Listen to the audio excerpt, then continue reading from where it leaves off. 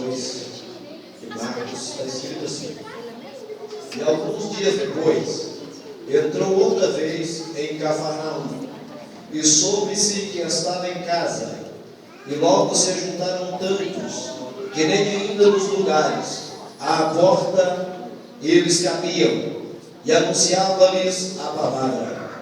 E vieram ter com ele, conduzido um paralítico, trazido por um quarto, e não podendo aproximar-se dele, por causa da multidão, descobriram o telhado, onde estava, e fazendo um buraco, baixaram o leito em que estava o paralítico. E Jesus, vendo-lhes a fé, disse ao paralítico: filho, perdoados estão os teus pecados. E estavam ali assentados alguns dos escribas, que arrazoavam em seu coração, dizendo: por que diz este assim blasfêmias? Quem pode perdoar pecados, senão Deus? Jesus, conhecendo logo o seu espírito, que assim arrazoavam entre si, lhes disse: por que arrazoais sobre essas coisas em vosso coração? Qual é mais fácil dizer ao paralítico? Qual é mais fácil dizer ao paralítico: estão perdoados os teus pecados? Ou dizer-lhe: levanta-te, toma o teu leito e anda? Ora, para que saibais que o Filho do Homem tem na terra poder para perdoar pecados, disse ao paralítico: a ti te digo, levanta-te, toma o teu leito e vai para a tua casa. E levantou-se e, tomando logo o leito, saiu na presença de todos, de sorte que todos admiravam e glorificavam a Deus, dizendo: nunca tal vimos. Meus irmãos, esse texto da Bíblia é interessante. Pastor, mas um texto como esse, para um culto de ensinamento? Por que não? Quem sabe eu consegui ver alguma coisa dentro desse texto que você nunca havia pensado antes. Claro que o Espírito Santo aqui nos ajuda a entender as Escrituras. Mas nessa noite, baseando-me nesse texto, a gente vai trazer uma palavra para os irmãos, tendo como título: ajudando alguém. Ajudando alguém. É interessante que esse testemunho aqui desses dois homens, eles pensaram, ao ver aquele coitado que não se locomovia, que não podia andar, eu não posso crer que era parente, mas apenas que era conhecido. E também a Bíblia não cita nem o nome do paralítico e nem o nome desses que o ajudaram, que fizeram alguma coisa em benefício daquele, ou seja, do paralítico. Porém, ao verem a situação do moço, do homem, sabendo que tinha uma solução, e eles sabiam aonde a solução estava, eles então, quem sabe, conversaram entre si e pensaram o que poderiam fazer para que aquele moço fosse ajudado. O lugar onde Jesus estava, eles sabiam. Na casa aonde Jesus estava naquela oportunidade, ele sabia. A multidão era grande, que se reunia em torno de Jesus. Alguns porque gostavam de ouvir a sua mensagem, outros porque gostavam do peixe que ele ficava, do pão. Outros acompanhavam Jesus porque achavam bonito aquilo que ele realizava, a facilidade que ele tinha para realizar milagres, curas e etc.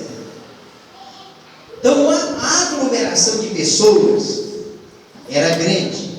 Então vamos pensar assim, olha, se a gente for analisar a arquitetura das casas daquela época, claro que a gente vai de imediato pensar que não era uma arquitetura como é hoje. Não eram casas elaboradas como é hoje. Até porque Jesus, nessa ocasião, estava em uma periferia.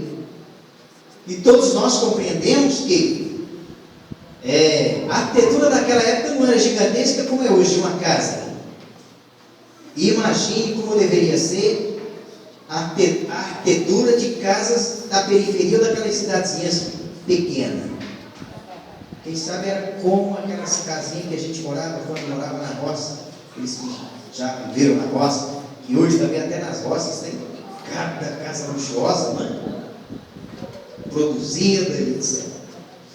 Mas a gente pensando assim, um pouco que eu conheço acerca da história,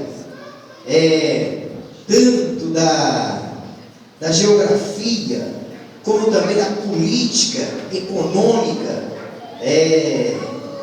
estrutural daquela época, as casas eram singelas.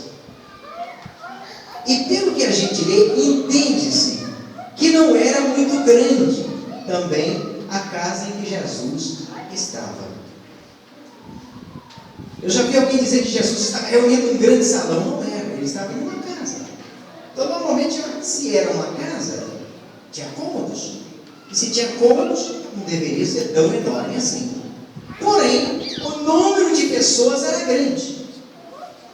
E o texto esclarece tanto a respeito disso que diz lá assim, olha, que nem mesmo junto à porta, ou pela porta, não tinha condições de passar. Onde que o homem não caminhava? Ele estava deitado em cima de uma cama. Mas como é que a gente faz com esse indivíduo? Mas, irmãos, pensa comigo para vocês verem. Quando a gente quer ajudar alguém, não tem nada que nos impeça. Não é a dificuldade que se levanta que vai nos impedir de ajudar. Não é a minha dificuldade financeira que vai me impedir de ajudar. Também não é a distância que vai me ajudar ou que vai me impedir de ajudar. Não é aqueles que estão à minha volta que vai me impedir de ajudar. Ninguém pode me impedir de ajudar quando eu quero. E naturalmente, quando eu quero ajudar alguém, primeiro, porque eu tenho condições de ajudar. Segundo, porque eu quero ter a alegria de ver essa pessoa feliz.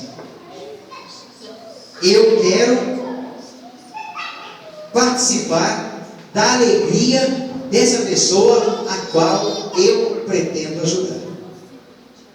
E não foi outra coisa senão isso que aconteceu no coração daquelas 4 pessoas, daqueles 4 homens. Você veja, o céu é uma cama, a Bíblia não diz que distância que era, de onde Jesus estava até onde ele morava, mas deveria ter alguma distância. E eles trouxeram um homem deitado,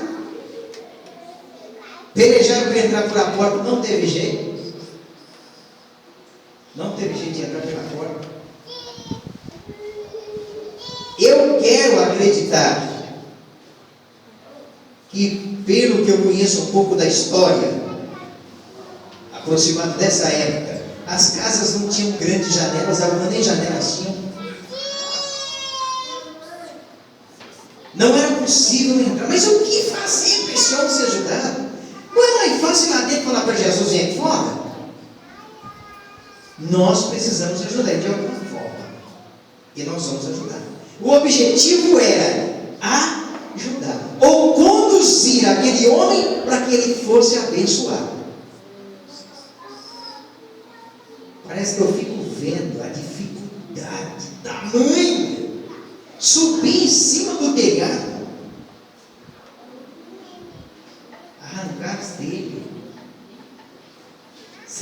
teve que arrancar madeira também, que se era um homem, a cama não era um berço, era uma cama. E se era uma cama, era grande. Então não podia pegar na cabeceira e descer o lado dos pés primeiro, porque senão não caía. Antes que a cama chegasse, ele já descia. Não dava. Ela tinha que descer, a cama, o leito, tinha que descer nesse sentido. Se descesse os pés primeiro, despejava o homem. Não era um caixote, era uma cama. Então o leito teria que descer assim. Imagine o tamanho da dificuldade para suspender esse leito com esse homem em cima.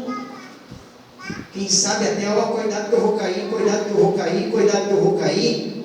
A Bíblia não diz que o homem era crente, eu não creio que ele era crente, eu creio que ele era incrédulo. Ele não era crente, ele não conhecia Jesus ainda, ele não tinha a fé que aqueles que estavam conduzindo tinham. Então, além da dificuldade que se tinha para subir com esse leito, o homem avisando: olha, eu vou cair, vocês vão me derrubar, a minha situação vai ficar pior, eu vou morrer, cuidado. Mas eles subiram, venceram tudo isso, levaram esse negócio lá para cima e desceram o leito. Jesus sabia, irmãos. Jesus sabia que aquele homem era doente. Jesus sabia que aqueles 4 homens estavam ali. Ele sabia. Ele sabia. Mas ele estava esperando para ver até onde que eles queriam ajudar. Fazer alguma coisa.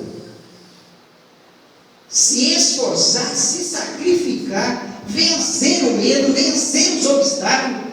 Olha, a primeira coisa que eu vejo é o seguinte: se o dono daquela casa se irrita com aquele, você está desarrumando, você vai arrumar depois? Problema. Não é para tirar, não. Problema.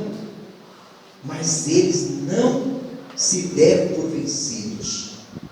Eles fizeram tudo que estava ao alcance para que aquele moço chegasse até aonde Jesus estava. Quando Jesus viu aquele leito e aquele homem deitado em cima, parece que eu fico percebendo assim, eu fico vendo, Jesus nem deu muita questão para aquela situação, ele deu muita ideia para aquela situação. Simplesmente ele olhou para ela: seus pecados são perdoados. Não, nada mais que isso. Quem sabe até aqueles que o levaram, fizeram todo aquele sacrifício, mas não era isso que nós queríamos ouvir. Não era isso que nós esperávamos. Não era só isso. Olha, irmãos, e perdoar pecado é pouca coisa? É pouca coisa perdoar pecado? Mas não era só isso que eles queriam ouvir nem ver. Eles queriam algo mais. E uma multidão que estava ali. Olha, eu provo que nem todos que estavam ali eram crentes. Nem todos que estavam ali com o pensamento de adorar Jesus, não. Porque a Bíblia diz que eles começaram a murmurar: mas quem é esse a perdoar pecado? Quem pode perdoar pecado senão Deus? E Jesus ouviu aquilo e deixou eles falar à vontade. Irmãos, e nos nossos dias, nos nossos cultos, tem gente assim também, no nosso meio, que tudo que a gente faz não atinge ele, tudo que alguém faz não lhe comove, tudo que alguém fala não alcança seu coração. Ele está simplesmente: aquele fulano murmura o tempo todo. E deixa eu te perguntar, Jesus não sabe, não? Ele não sabe quando nós murmuramos? Sabe. Primeiro, qual foi o objetivo de nós termos vindo lá da nossa casa até aqui? Você veio aqui para ver os irmãos? Para ver a amiga, o amigo? Também? Mas não foi só para isso. Pelo menos eu imagino que quando nós nos dirigimos a esse lugar, a gente sai de casa com aquele pensamento: eu vou ao culto hoje receber uma bênção. Eu vou ao hoje adorar o Senhor Jesus.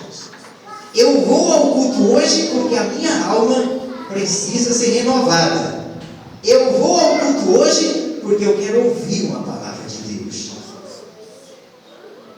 Mas nem todos têm esse pensamento. Bem, quando Jesus percebeu aquela murmuração, quase que se generalizou ali, ele voltou a atenção para o paralítico. Eu vejo assim, parece que entre esse momento que Jesus falou assim: perdoados estão os teus pecados, e até ele voltar para aquele paralítico de novo e dizer o que eu vou dizer agora, eu acredito que Jesus deve ter continuado a conversa que ele havia iniciado já há minutos antes. A Bíblia não diz, mas tudo indica isso, que ele falou para o paralítico e voltou a falar o que ele estava dizendo, o que ele estava ensinando. Ele continuou, mas a murmuração continuou lá. E ele virou para eles assim: deixa eu falar um negócio para vocês. Qual é mais fácil dizer para esse rapaz aí? Perdoados são os teus pecados, ou dizer para ele assim: levanta e anda. A Bíblia diz que a Bíblia não diz, ou melhor, que Jesus nem tinha pegado aquele homem pela mão e colocado ele em pé. Simplesmente diz para ele: levanta e anda. E no mesmo instante, o homem levantou e andou. Era isso que os 4 que haviam feito aquele sacrifício todo queriam ver e ouvir. Era justamente isso. Mas voltando aqui para o texto, o meu principal objetivo com isso: irmãos, o que é que nós temos feito para ajudar alguém? Será que nós estamos vivendo dias e épocas que ninguém precisa de ajuda? Quem sabe nem tanto no sentido financeiro. Graças a Deus que nós vivemos numa cidade que é até abastada, né? Eu de vez em quando até digo que aqui em Patos de Minas alguém morre de fome só se não tiver coragem nem para comer. Se tiver coragem nem para comer, não tem dificuldade de alguém lhe dar um pão, lhe dar um prato de comida, lhe dar alguma coisa, um pão de queijo, alguma coisa para comer. Agora, se o indivíduo não tiver coragem nem de comer, ele morre de fome. Mas caso contrário, pelo menos até agora, né? Se as águas não acabar de vez, aí não vai comer de fome. Certo? Bem, vai voltando à questão aqui. No sentido espiritual, quanta gente paralítica. Me fez lembrar daquele texto da Bíblia que Jesus disse assim: olha, um rei fez uma grande festa e mandou seus criados convidarem a cidade inteira. E foi convidado primeiro os nobres, as pessoas importantes, as famílias mais abastadas, quem sabe o centro da cidade. Mas ninguém fez causa pelo convite. Quando o rei entrou no salão de festa e viu a casa vazia, ele falou para o servo dele assim: sai depressa aí, pelas periferias, pelos arrebaldes da cidade, né? Pelos arredores da cidade, pelas favelas, pelos buracos por aí afora, e traz o quê? Cego, coxo, paralíticos, ressecados, doentes. Traz, eu quero que a minha casa se encha. Eu quero que a minha casa esteja cheia. Irmãos, e eu fico pensando assim: será que nos nossos dias também não tem cego, não? Será que nos nossos dias também não tem uma multidão de gente cega, não? Agora faz tempo que eu não vejo.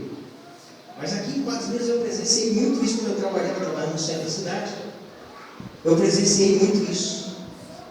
Aquela Avenida Paranaíba, alguém pintava ela, agora, próximo agora, né? Nós estamos chegando perto dessa sexta-feira da Paixão, Semana Santa, esse negócio aí, pintava aquela Avenida Paranaíba. E aí, eu vi muito isso.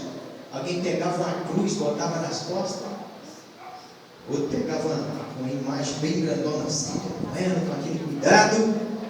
E aquela multidão de gente, com um monte de velhinha acesa, andando, cantando. Aquele povo está cego, irmãos. Esses são os cegos verdadeiros. São religiosos, praticantes, autênticos religiosos, e não conhecem a porta dos céus. Não sabe aonde está a porta dos céus e nem conhece Jesus. Esses são verdadeiros cegos. E me deixa falar uma coisa: será que nós não temos condições de ajudar esses cegos a enxergar? Nós temos. Depende é se eu quero ajudar ou não. E às vezes, para me ajudar esse cego a enxergar, vai exigir de mim algum tipo de sacrifício. Qual? Às vezes enfrentar o sol quente, me dispor de tempo que às vezes eu falo que não tenho, para ir lá na casa dele, levar um panfletozinho, um folhetinho, ou ir lá na casa dele, ler o texto da Bíblia com ele, ou quem sabe fazer uma semana de oração e jejum, ou levantar pelas manhãs, pelas madrugadas, orar por ele. É sacrifício. Para aquele paralítico andar, irmãos, custou caro para aqueles 4 homens. Para eles verem aquele homem levantar daquela cama, eles enfrentaram quantos obstáculos, mas eles queriam ver o homem andar. Eles queriam ver o homem andar. E eles sabiam quem é que podia fazer o homem andar. Não era a clínica de fisioterapia. Não era uma cirurgia ou um médico cirurgião que ia fazer aquele homem andar. Eles sabiam que o único que podia fazer aquele homem andar chamava-se Jesus.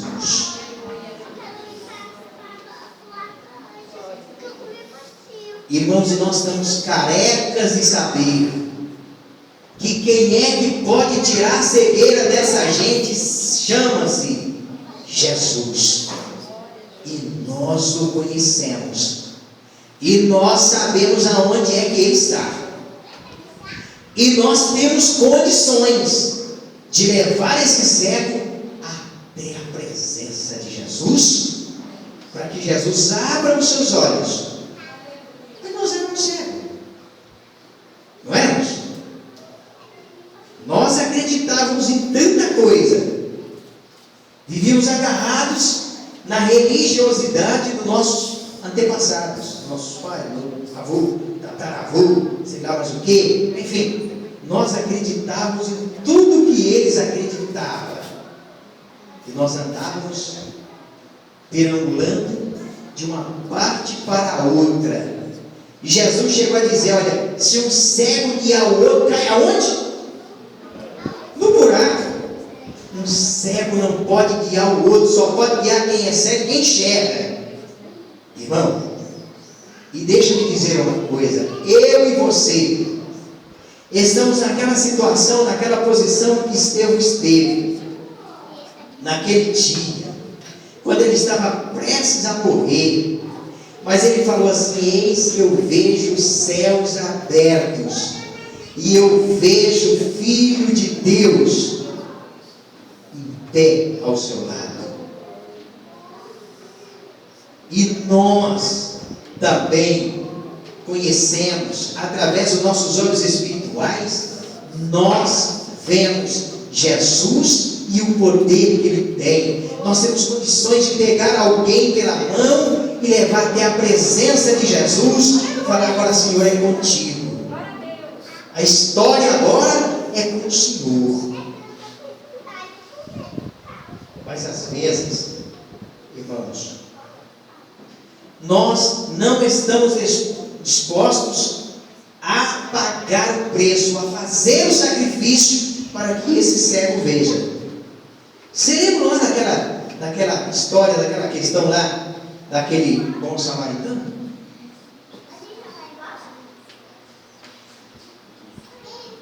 Quem primeiro passou onde aquele homem estava machucado? Foi um sacerdote. Depois, pelo mesmo caminho, passou um levita. E em terceiro lugar, passou um estrangeiro, samaritano. O sacerdote, primeiro, o que o sacerdote fazia? Ministrava no templo. Era o sacerdote quem fazia o holocausto, quem intercedia. Não é isso? Era ele que estava com a responsabilidade de representar o povo diante de Deus. Então se veja, pela posição que ocupava, ele deveria ter sido o primeiro a passar ali e se compadecer daquele homem. Mas não, ele passou, a Bíblia diz que ele passou de lá e foi embora. Depois veio o levita. Qual o papel do levita na casa de Deus? Servir ao Senhor, ajudar, trabalhar, estar atento ao tempo e tudo que acontece. Também passou de largo. Mas quando passou aquele samaritano, aquele estrangeiro, viu aquele coitado ali que foi assaltado, chicoteado, esbofeteado, estava ali ferido, quem sabe todo cheio de uma toma, gemendo com dificuldade para se locomover, mas querem dizer, oh, eu estou vivo e quero continuar vivendo. Aquele homem, a Bíblia diz que ele fez o quê? Desceu da sua cavalgadura, desceu do seu veículo, que na época era puxado por animais, mas era luxuoso. Chegou perto daquele homem. A Bíblia diz, ao contrário, os outros dois que passou, eles se afastaram, aquele se aproximou. Percebeu que o homem estava vivo, ele estava gemendo e respirando. E qual foi a segunda atitude dele? Lavou as suas feridas com vinho e depois passou óleo. E em terceiro lugar, ele viu que o homem não tinha condições de caminhar. O que ele fez? Pegou o homem. Como é que ele colocou em cima lá? Não sei. Mas a Bíblia diz que ele pegou o homem, colocou em cima da sua carruagem e levou. Esse coitado está precisando de atendimento médico, ele vai morrer. Se eu não fizer alguma coisa, ele vai morrer. Levou ele até a cidade, chegou lá, procurou a medicina da época, entregou o moço machucado nas mãos de alguém. Já de imediato, quanto é que custou aí? Qual que é a despesa que ele gerou? X, ele deu lá um dinheiro, já sobrando do valor que havia sido a princípio, e ainda disse mais, eu vou continuar a minha viagem, e quando eu voltar, eu vou passar aqui de novo, e vocês cuidem dele, eu quero que ele fique vivo. Não interessa por quanto vai ficar, quanto é que vai gastar para fazer esse homem continuar vivo, mas pode fazer o que for necessário. E se o dinheiro que eu chegar e não cobrir a despesa, quando eu voltar, eu passo aqui de novo.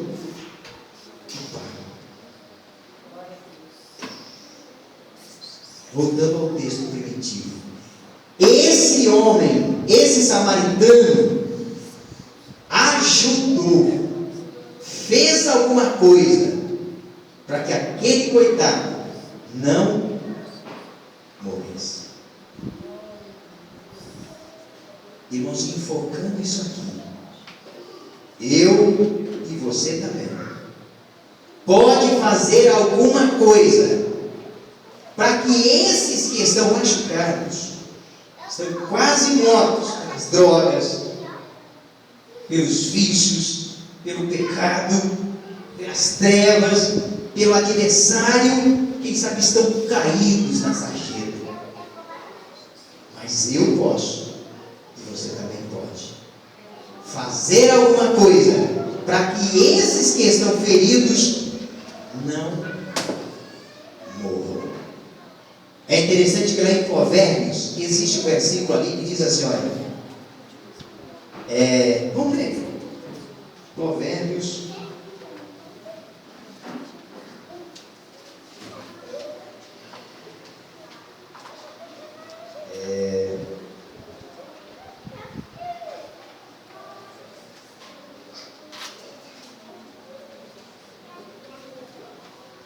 capítulo 24, versículo 11. Um dos irmãos lê esse versículo, por favor. Livra os que estão destinados à morte e salva os que são levados para a matança, se os puderem retirar. Isso. Livra os que estão destinados à morte. E salva os que estão sendo levados para a... Se o puderes retirar ou livrar. Irmãos, e nesse corredor da morte, tanto física quanto espiritual, quantos que estão nessa fileira? E nós podemos livrar alguém desse momento. Nós podemos. Pastor, mas como? Como é que eu vou livrar alguém da morte? Irmãos, da morte eterna. É só falar para ele: quem salva é Jesus. Quem perdoa pecados é Jesus. Quem pode redimir a sua alma é Jesus. E isso nós podemos fazer. Porém, vamos pensar no que eu vou dizer agora. Nós estamos tão acomodados. Às vezes, nós já somos, eu já estou salvo mesmo. Lá na igreja tem uma orquestra que toca bonito, tem lá os irmãos que cantam bonito, tem lá os de oração que cantam com a beleza. Quando elas cantam, eu dou glória a Jesus e choro. Quando os adolescentes cantam, eu me alegro. Já está maravilhoso. Mas a fileira que está sendo levada para a morte está grande, está enorme. É um número grande. Será que nós não podemos livrar alguém da morte? Podemos. Nós podemos. E é interessante, irmãos, que Deus está contando conosco. Voltando ao texto, Jesus poderia muito bem ter saído lá fora da casa, tem lá o que ele sabia. Ele, como Deus, sabia da dificuldade que aqueles 4 homens iam ter para conduzir aquele paralítico. Ele sabia que eles poderiam ter ido lá fora, resolver o problema aqui mesmo. Mas Jesus queria ver daqueles homens até onde eles iam lutar para ajudar aquele paralítico.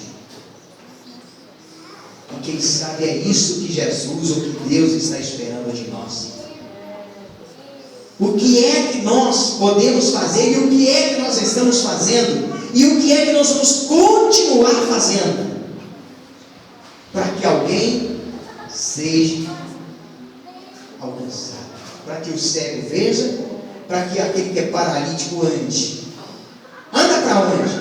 Para a casa de Deus. Os irmãos já viram a indisposição que alguém tem quando a gente às vezes visita? Fulano, vai na igreja, eu já ando para tudo, perna, santo.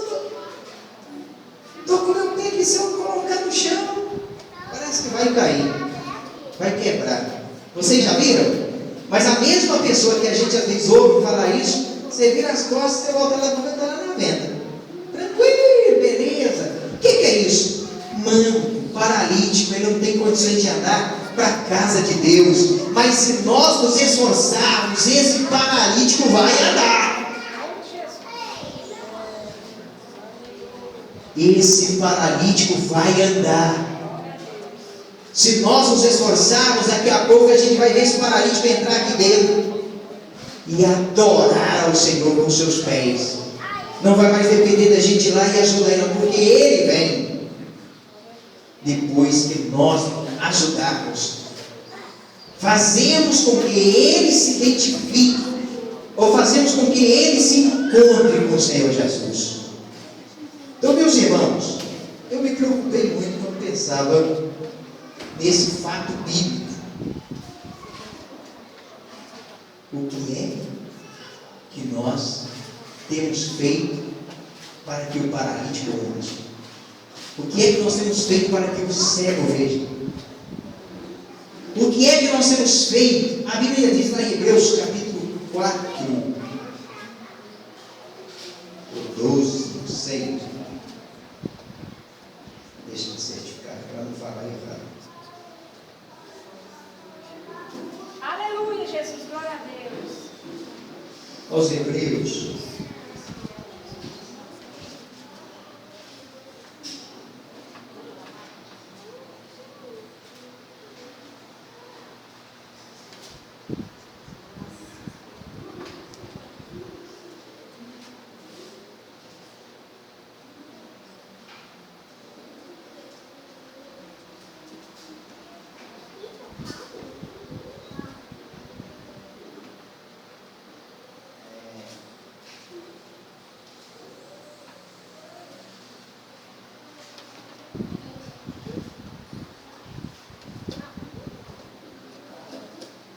Me ajude aí, com muita dificuldade.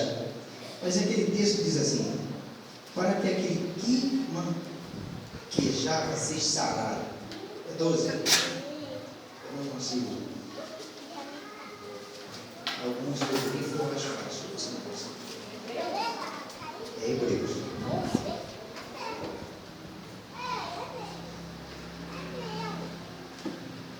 Eu acho que é 12 e 12. Vê para mim. Portanto, tornai a levantar as mãos descansadas e os joelhos desconjuntados. Lê o seguinte.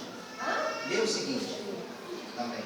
E fazei veredas direitas para os vossos pés, para que o que maneja se manqueja.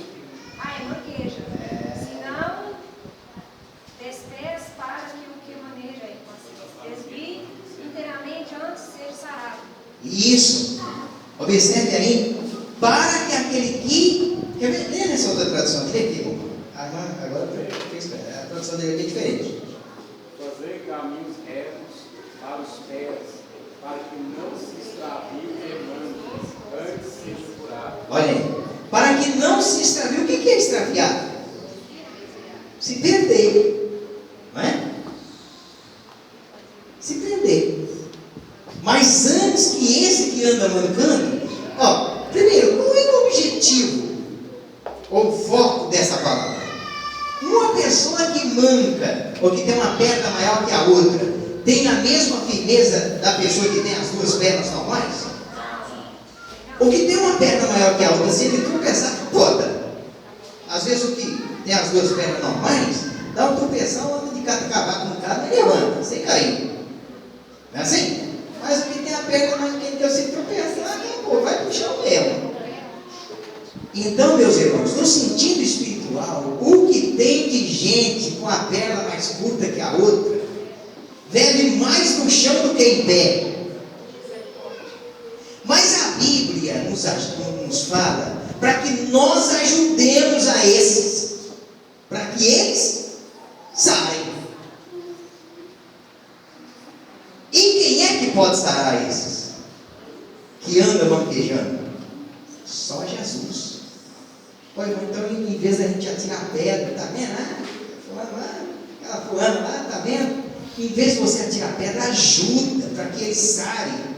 Faça com que essa pedra dele que está mais pequena cresça igual com a outra, para que ele tenha caminhar firme. Mas infelizmente, nós humanos temos uma facilidade muito grande para pedra nele. Vou levar aquela mulher. Olha, Jesus não vai fazer nada? Não, primeiro vocês que não tiver pecado, pode jogar a primeira pedra. Quê? O objetivo deles era apedrejar. O ser humano é mau, é ruim. Hoje é ele, mas amanhã pode você. Se for a sua vez, você quer receber as pedradas também? Hoje é ele, mas amanhã pode ser eu. Eu vou querer receber as pedradas? Pedrada dói. Machuca, faz uma toma. Mas só faz uma toma de mim, o outro não faz não? Faz também. Então, em vez de jogar pedra, vamos ajudar esse que está manquejando a caminhar firme. Meu irmão, você tem que entrar na Nova Jerusalém junto comigo, agora. Vamos embora.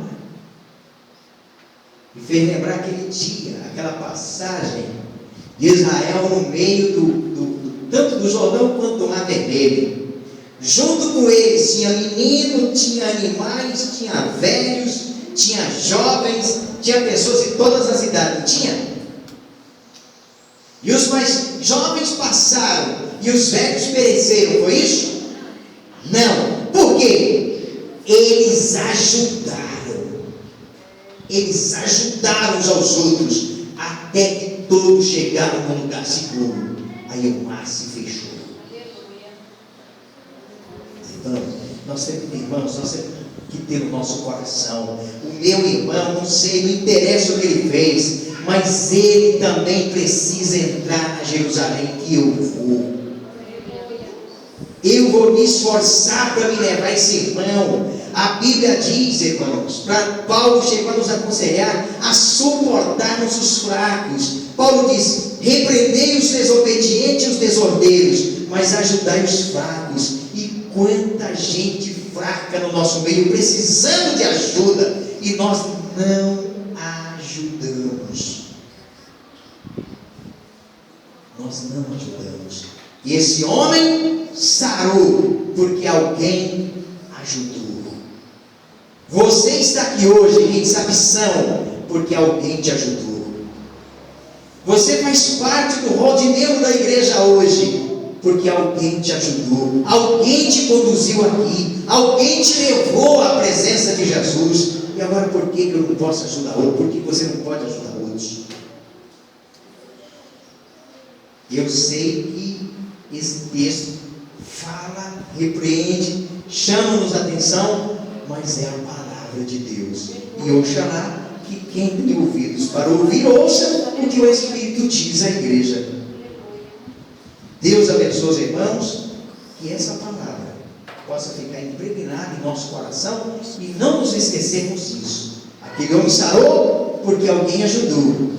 Você está são hoje porque alguém te ajudou. Se ninguém tivesse te ajudado, você estava nas trevas até hoje sofrendo. Quem sabe sendo picolé de cachorro. Você sabe o que é picolé de cachorro? Bêbado. E quantos de nós estaríamos sendo sorvete de cachorro na rua se alguém não nos tivesse ajudado? Mas alguém teve misericórdia de nós e nos ajudou, nos suportou e nos conduziu à presença daquele que sara tanto o corpo quanto a alma. Ele sara. Vamos cantar parte de um hino e vamos recolher ao